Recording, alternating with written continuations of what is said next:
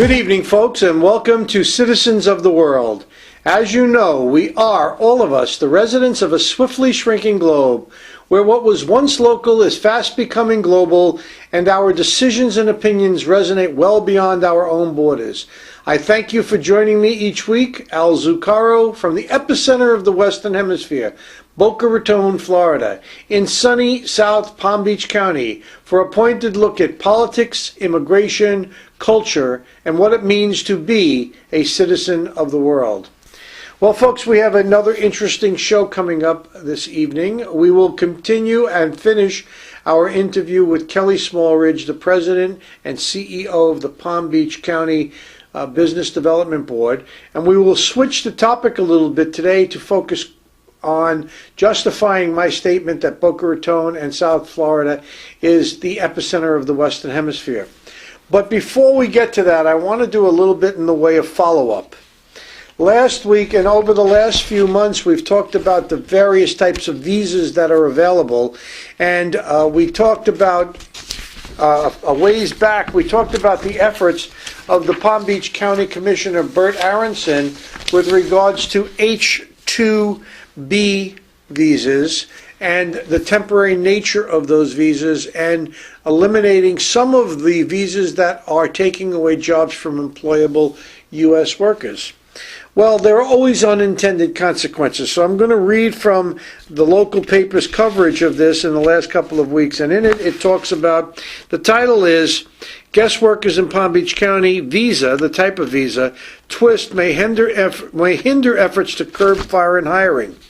And it says, in October, County Commissioner Bert Aronson formed a task force of state employment officials, local secondary and college educators, country club and hospitality managers, and he set a goal of eliminating foreign guest workers in the company hospitality field within 4 years at 25%.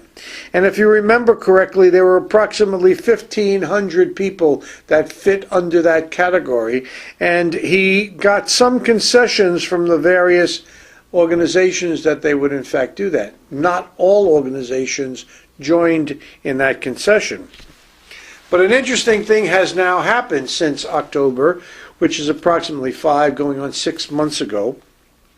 And it is that there seems to now be a shift by people in the industry from the H-2B visa for temporary workers to the J-1 visa, which is a visa for cultural exchange.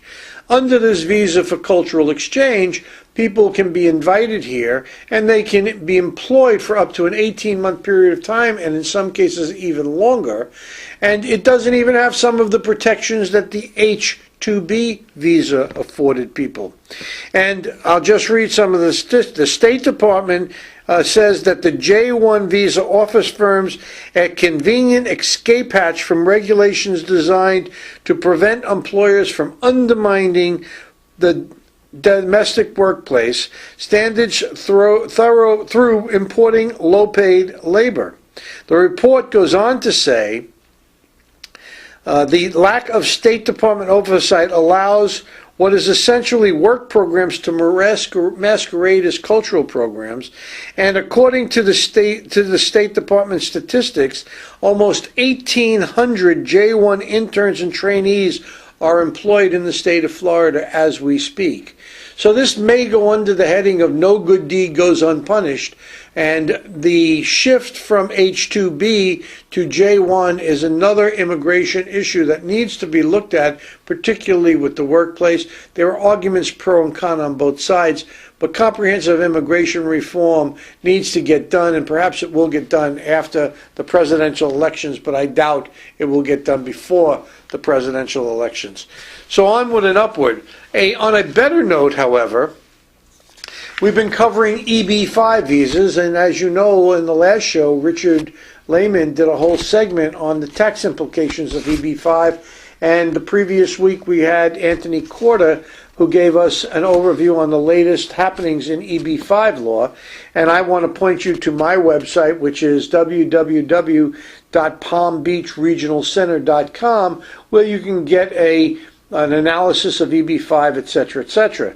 But what I am happy to report is that Doreen Hemlock from the Sun Sentinel has reported last week that developers have broken ground on a $17 million office complex in Miramar, Florida, which will be funded mainly by South Americans investing as a way to get U.S. residency. These investors are anticipated to be coming from Venezuela, Argentina, and Spain, and it is one of a number of EB-5 investment programs that have grown up or have now appeared, particularly in the Broward County area. I'm going to raise this subject privately with Kelly Smallridge as to why Palm Beach County is not actively looking at EB-5 when it should be, but I'm glad to report that South Florida is working very diligently to attract foreign domestic workers and foreign domestic investment for purposes of expanding our economic region. With that said, as you know, we try and cover three main points here. One is that immigration and economic development are roadmaps. Two is that culture and commerce is important. And three, that we are the epicenter of the Western Hemisphere.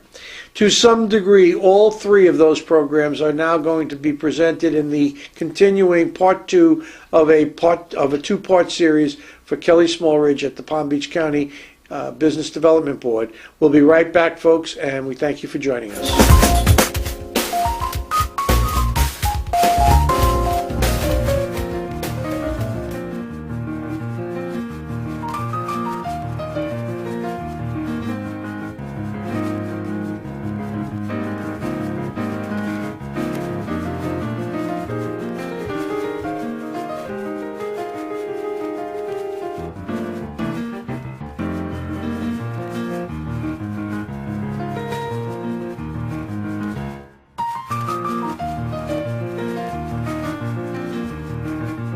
Well, again, thank you, folks, and welcome back. We're here for part two of our two-part interview with Kelly Smallridge from the Palm Beach County Business Development Board.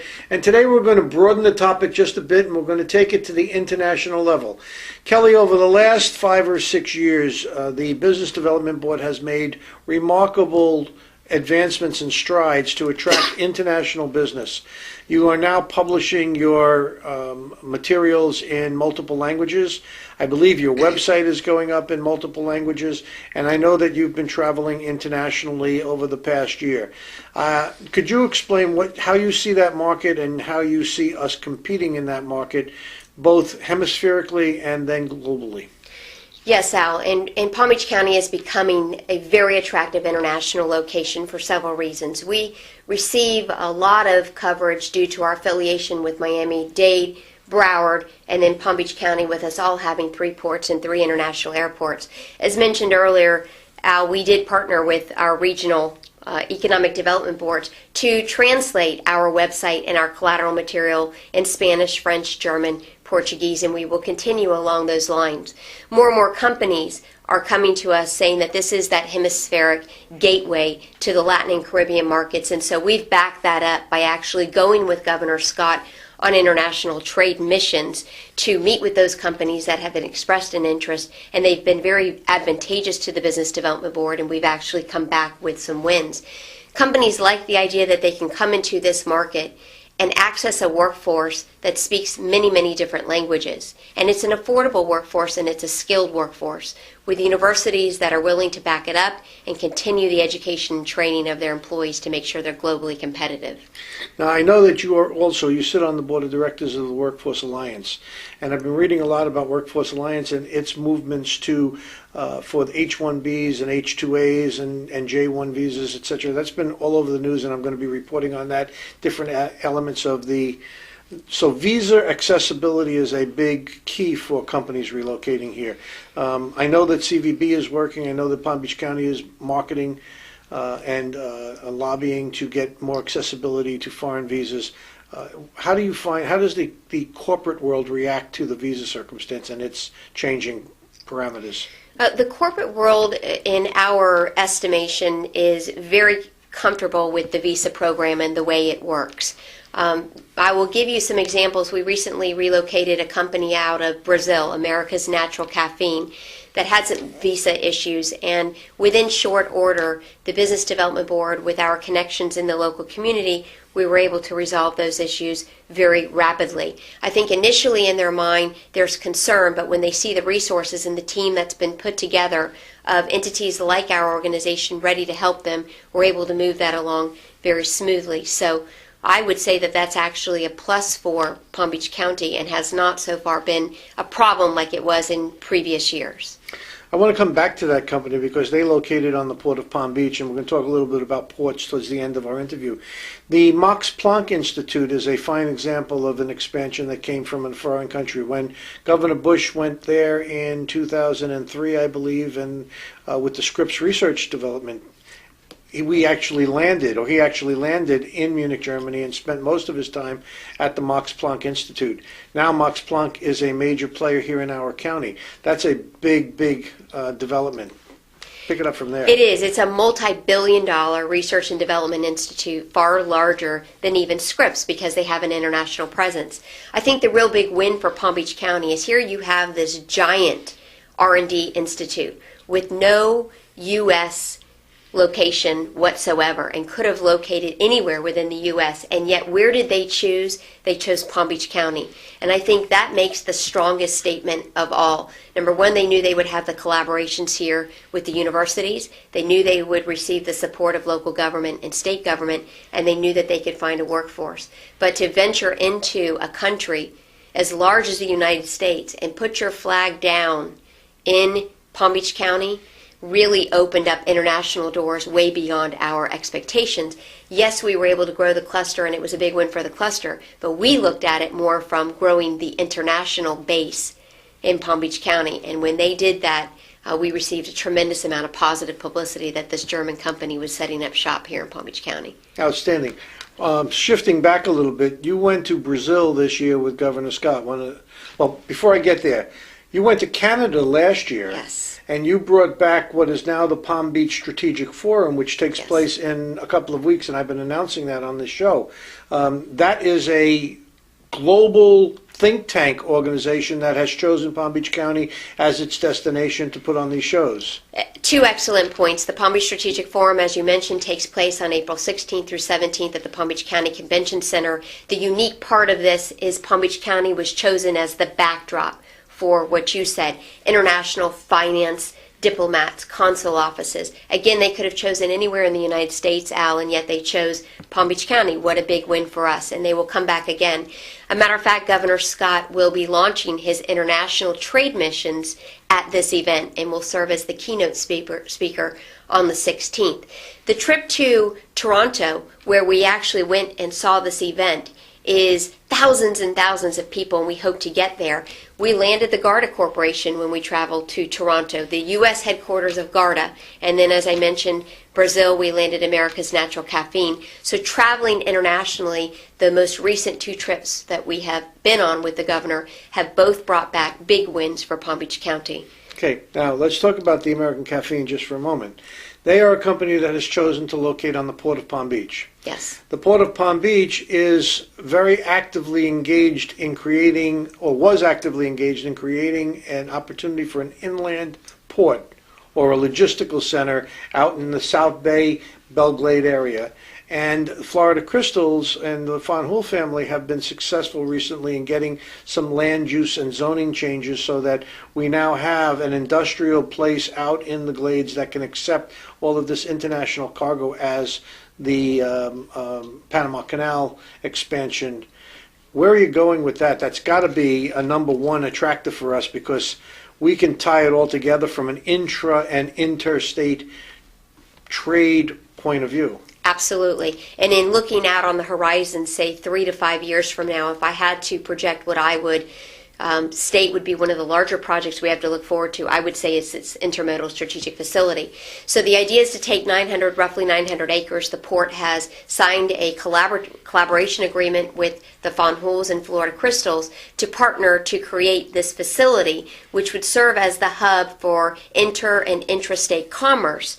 So if you envision that this large piece of land, which will be a very big employer, to an area that really needs those jobs, there would be a number of different goods, products coming into this inland part of our county, and then shipping that out or trucking that out throughout the state of Florida. You are entering into, and the advantage that we have here is that particular location has access to very strong, dense, populated areas to the south with Palm Beach, Miami-Dade, and Broward, and also growing markets to the north with Martin, St. Lucie, Orlando, and even the inner parts of the central part of Florida that they can also access. So this is a very strategic facility, a huge economic impact and a huge job driver.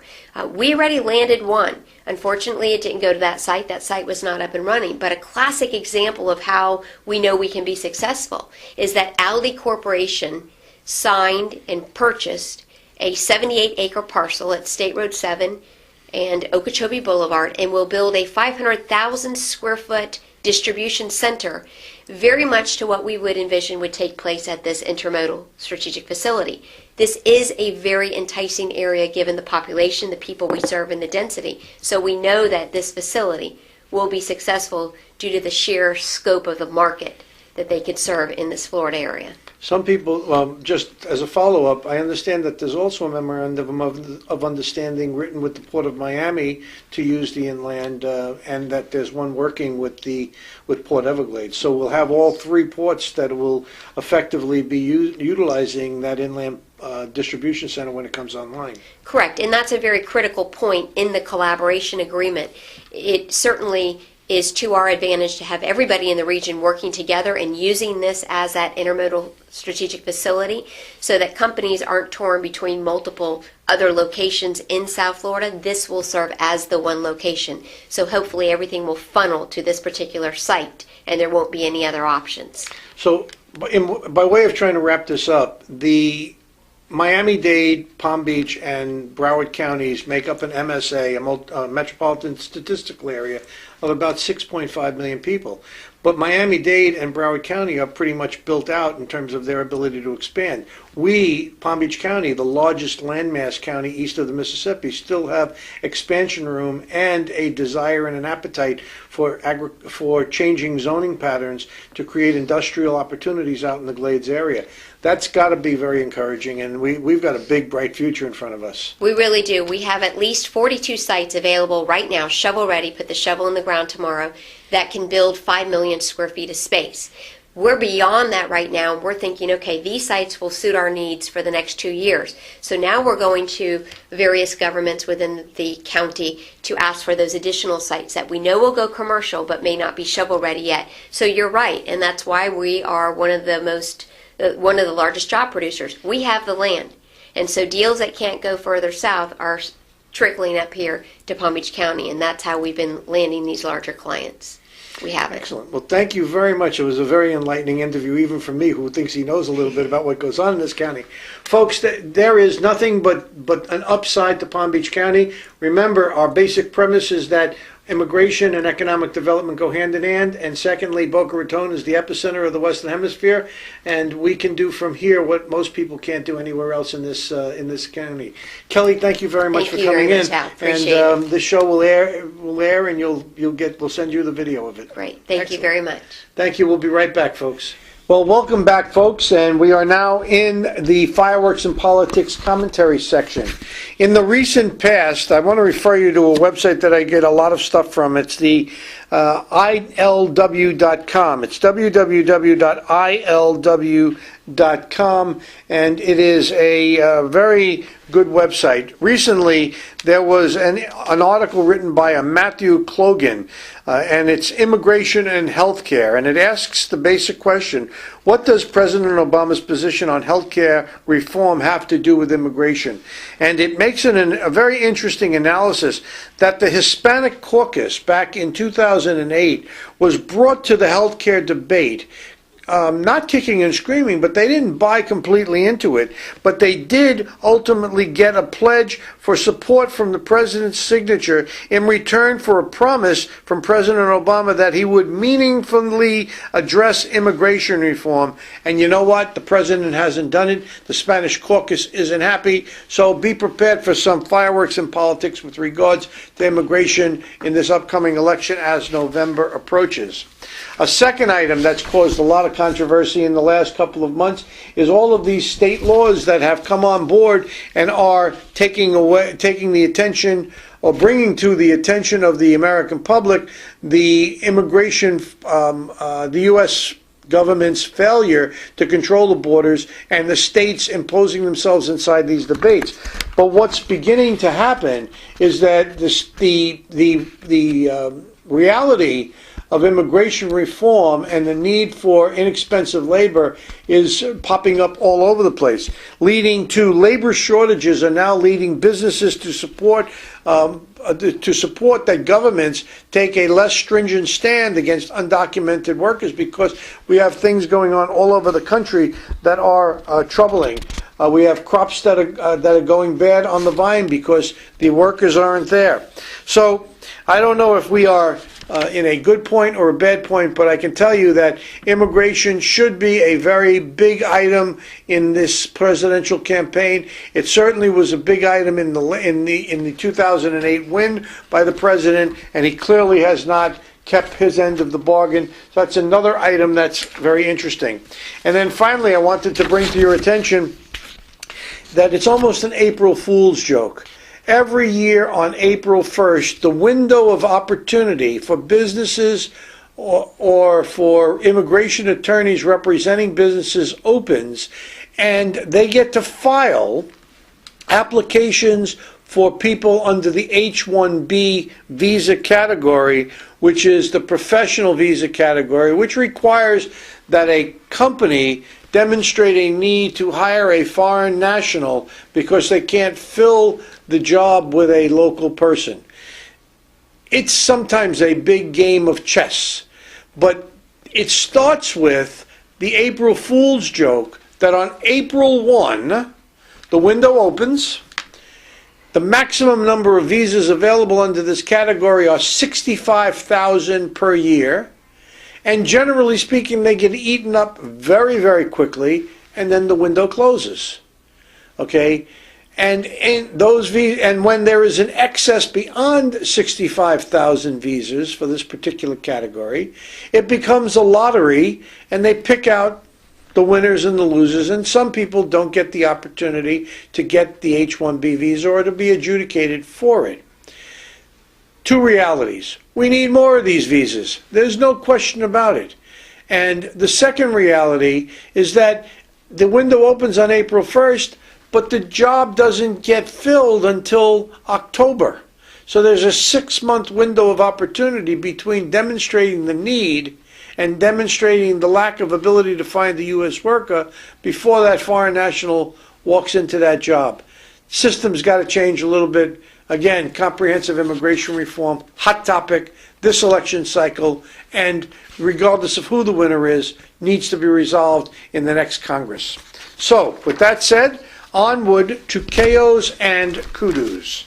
Got some interesting stuff that came across my desk in the last couple of weeks.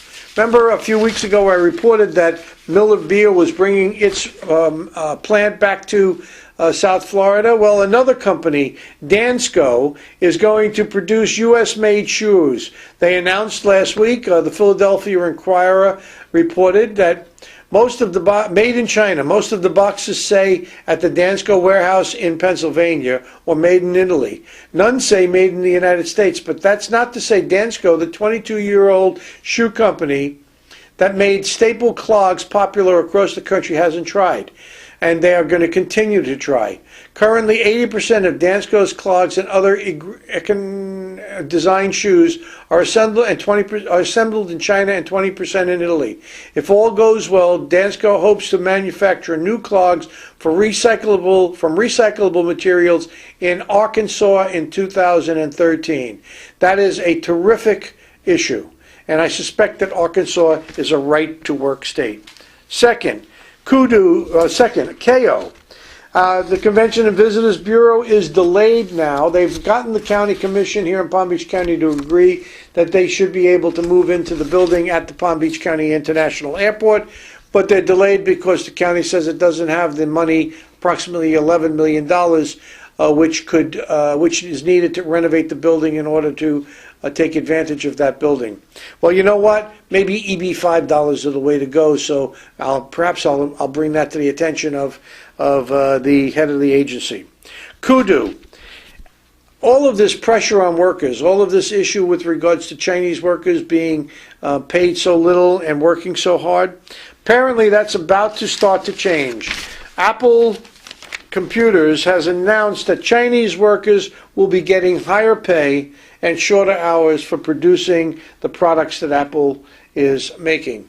That may actually lead some point to Apple being identified on this show as bringing back some of its manufacturing facilities from China back to the United States. Then this one took the cake. I read this story on Friday of last week, and I knew that it would change before I had an opportunity to tell you about it. I've always been of the position that if you have a heart-wrenching story and immigration prevents that individual from some benefit under the immigration law, that all you have to do is get publicity and they react like Pavlov's dog and they reverse themselves. Well, here's the story. Last week it was reported that a man is denied entry to the United States from Mexico to bury his son who passed away at the age of 10. And immigration, within its wisdom, thinks that this is actually controlling the border. I tend to doubt it. But they denied this man. Man was represented by counsel. Counsel got newspaper coverage. And lo and behold, in the newspaper yesterday, or the day before, is man may now enter the United States from Mexico to bury the son. As soon as publicity focuses on it, as soon as the spotlight shines on it, the irresponsible and sometimes egregious decisions made within the agency changes almost immediately.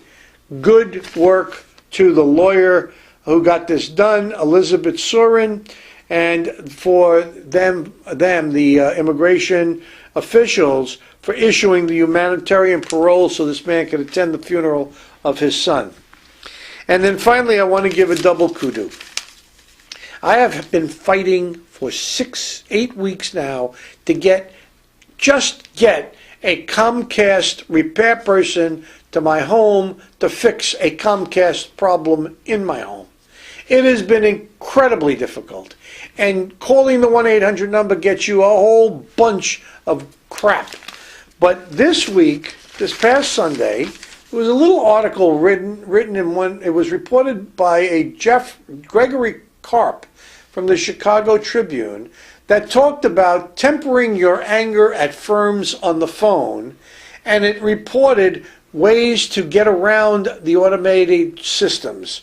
And so I'm going to report to you that if you ever have problems with these companies that have automatic phones and you can't get to a person, there are websites out there that now can be used for that purpose, and several websites including gethuman.com and dialahuman.com will give you specific strategies on how to deal with these folks. And one that they mention is that actually two they mention I thought were cute. One, don't respond when they ask you for a response and then they send you to an operator.